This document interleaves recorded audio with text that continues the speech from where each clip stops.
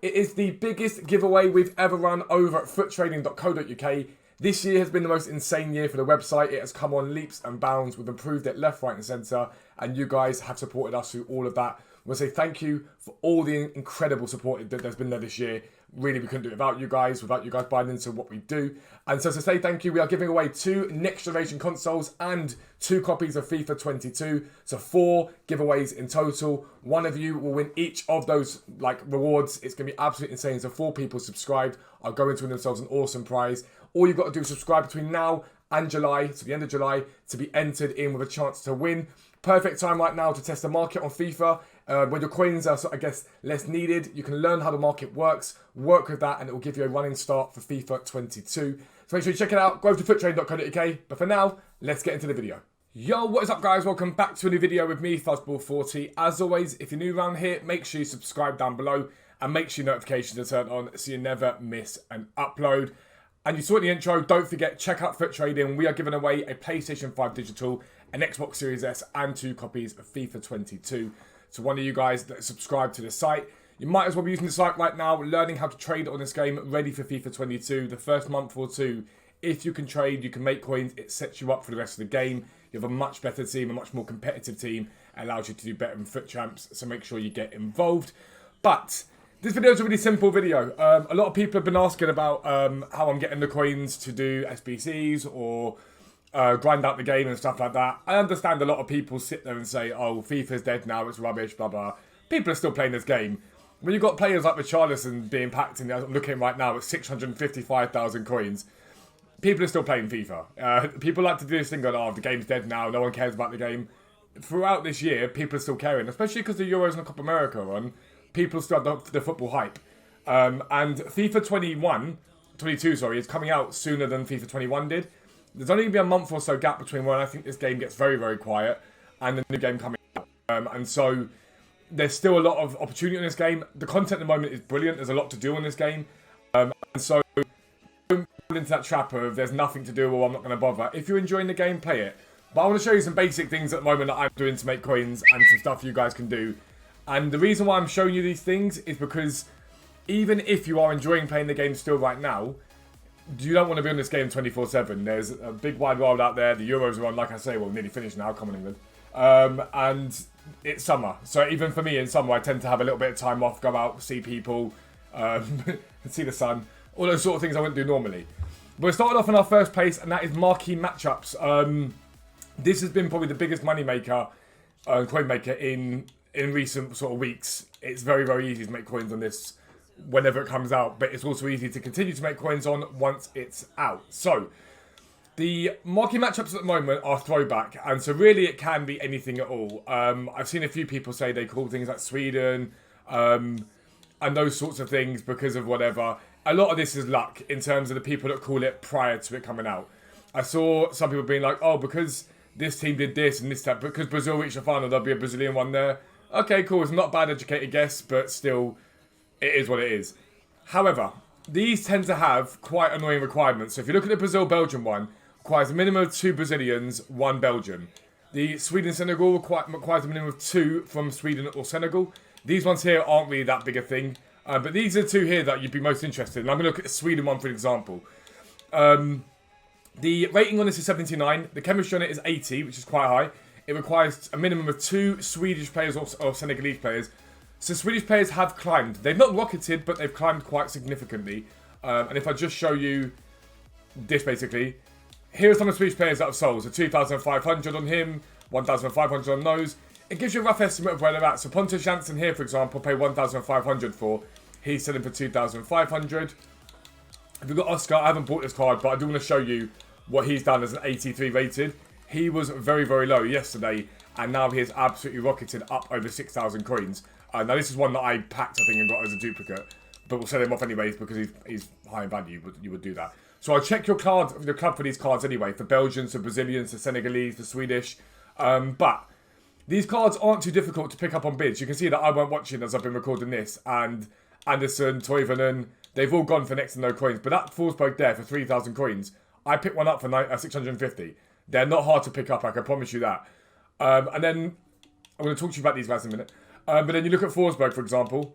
And because of the requirement of the rating for the Swedish players, he's selling for like extremely high amount. And you're looking at like not far off, about 3,000 coins profit from those two cards alone. One there for 950. Again, we'll list them up for 3,800 coins. And once they're out, you can still flip these cards and make profit out of them. It's not just, okay, cool, when it's done now, I'm not going to make any profit. Once they're out, you can still make profit. Augustinsson, for example. This guy here, 2006 is the cheapest at the moment of him. I paid 500 coins to him. So we'll get this up to 2,500, and he should sell. And if stuff doesn't sell, don't panic. Just relist it again. It will eventually sell. Is it Kaisen or Quaison? I don't even know this, for example. But again, 2,000 coins there. He paid 700 coins. He listed for 1.9. He'll get sold. You can list for 2,000, won't be a problem.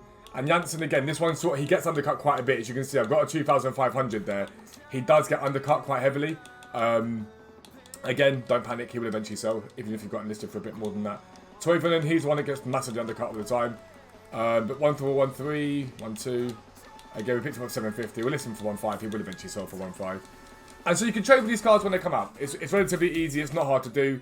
You can get them on bids, like I've been doing on bids all morning. Or you can literally just go like, as an option, go Nation, Sweden, Chemistry Star Basic, Gold, and have a little look at what comes up, basically. And so you see loads of Toivonens there, and you can just refresh, see if more come up, and if you get a Forsberg, if you get one of those guys, they sell for profit. If you don't, it's not the end of the world. And then flip your filter, because you know they're selling for at least 1,200 coins. And again, you've got the Forsberg there that I'm bidding on, Ekdal, all these guys here, and a lot of them won't have bids on them. You can bid away, try and get them for profit. It's not hard. However, that's if you're on the game flipping right now, that's what you can be doing to make coins relatively easily. That Oscar's gone for 6,000 coins.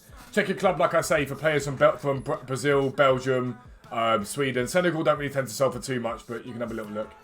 However, I want to show you Team 2. For those of you that haven't got time to set the game right now, you might be back at work, you might be busy doing stuff, but you still want to engage with the game. There's going to be upgrade packs, all that sort of stuff.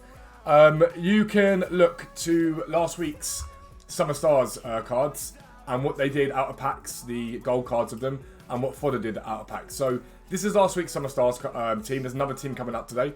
I'm going to show you what some of the cards did. So Alexander Isak, this is his gold version of his card. Friday 1,500, was consistently up at sort of 2.5 on PlayStation, and 3.7 on Xbox. Xbox this does better on, but you still make profit on PlayStation. He dipped, and then last night spiked because of the Swedish requirement for that SBC. He's gone through the roof. And he's near enough extinct on both consoles. Like on the PS, is still there. On Xbox, he's pretty much extinct. He pops up every now and then. Claudio Bravo, 1,800, 1,700 there again. When he came out last Friday, was at 641 and 779. He's had highs of 1.9. Highest at the moment he's been on PlayStation, which is 1.7. These cards do rise in price. You've just got to be patient with them. Andreas Christensen, last week 1.8 on Xbox, 1.1 on PS. He's now 3,000 on PS there, 5,400, even higher today. He's risen like mad. Calvin Phillips again, he's up at 2,000, 2,200. And Spinazzola, I don't know why it's showing that one. That's the price he's going for. I don't know why it's showing his Summer Stars, but that's what he is basically. 3,300, 2,000 coins. And these have done well. They've done very, very well. Now, some of them didn't do as well, like Denzel Dumfries, for example. He's gone up a little bit. Is there anything to write home about? Not really. Like the cheapest he picked him up for was a Saturday at 9.3. You sort of doubled your coins on him, but I'd be looking towards the major leagues rather than the minor leagues if you're looking to make profit from that. But you can buy these cards tonight. Like I've bought a few of them. If I show you the game, I bought a few in anticipation for what's coming tonight in terms of cards that might have been bought. So Chiesa, so basically these are players that I think have a chance of getting, they're not a guarantee, but they've got a chance of getting a Team 2 player. So Brella's had a very good tournament. Akanji's had a good tournament. Højbjerg obviously has had an unbelievable tournament. And so, to me, it's relatively easy to look at these cards. And if you look at Højbjerg for a moment, 1,600 coins is the cheapest on the market for him at the moment. 1,002 there. It's a risk, but it's minimal. It's not a massive risk. But moreover, if these cards have a Champions League version of the card, look at the Champions League versions. Because I picked up Emmanuel Akanji's at 1,100 coins. I can't go wrong with them. He sells for 3,000 coins anyway. So you can't really go wrong either way. It's really not difficult. Chiesa, for example, you compare price on him. The cheapest on the market right now for him is a 1.5 there. I picked this one for 1,000. The cheapest, I think the 1.5 there is the cheapest. There's nothing lower than that 1.5. 2,000. Even that 1.5 you could buy now and flip instantly if you really wanted to. But they pop up relatively consistently. And if I just show you someone like an Andreas Christensen, his blue card, again, is up slightly higher than his other one, although that's an undercut there. Up slightly higher than that one, it's even less of a risk because these cards are needed for the Champions League SBC, and for any other reason they decide to bring up random stuff. You can just go for those ones to guarantee yourself something. However, Fodder also did well. I ignore like the 91 rated stuff because someone like a De Bruyne, there's no point. If you look at Romero, he's 91 rated. If you're looking for a 91 rated, you're not going to spend too much on De Bruyne. He did go up in price, but these cards are all quite high. You want to look for the cards that have got the 85, 86, 87 rated Fodder. That's what you care about. 2 examples I'm going to give you, Aymeric Laporte and Luka Modric. Laporte last week, 31, 33, got down, so it was 31 on Xbox, 31 on PS. He's now up at nearly 40,000 coins on both consoles. You're looking at about 7,000 coins profit a card on him. Luka Modric, even higher. He was down last Friday at 32 and 32. He's now up at 42 and 44 on PS. Again, you haven't got to pre-buy these cards. Buy them when they come out. All you need to reliably see is when this team drops, see which ones are there. If they're Major League, you're pretty much just set to go. EA are going to keep bringing out content. They need a reason for fodders to be expensive to justify people opening packs right now. So that's what I'd be looking towards if I were you. But there's some of the easiest ways you're going to make coins in this game right now. You'll be able to use those coins to do any SPC you want. If you look at it, for example, Isak, an unbelievable card, 128k. You do this for a day, you can buy yourself an Isak. You do it for a few days, you can buy yourself, I don't know, maybe do it for a week, you buy yourself a Richarlison. It's really, really not hard. It's easy to make coins on. It's easy way to improve your team. It's not hard at all. But if you're new around here, make sure you subscribe down below. Make sure your notifications are turned on so you never miss an upload. But for now, I am out. Peace out. I'll speak to you soon.